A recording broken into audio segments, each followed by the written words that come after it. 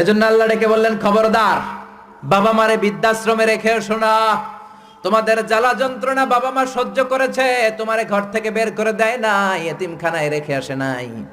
এজন্য বাবা মা যদি ঘরের মধ্যে পেশাব করে পায়খানা করে পরিষ্কার করবা, তাহলে তোমার জীবনটারে উজালা করে দিবে কে? আল্লাহ। বৃদ্ধাশ্রমে রেখে আসা যাবে?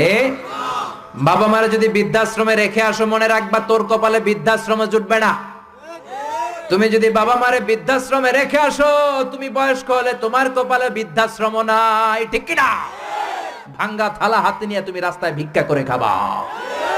এজন্য আল্লাহ বললেন, ইহসানের প্রথম ব্যাখ্যা, ইম্মা ইয়াবলুগান্না ইনদাকাল কিবারা আহাদুহুমা আও কিলাহুমা ফালা তাকুল লাহুমা উফ। বাবা মা যখন বার্ধক্যে উপনীত হয়, তাদের কোনো কাজে নাক ছিটকাবা না, উফ শব্দটাও করবা না, উহ আহ এটাও বলা যাবে না। কথাটা কার?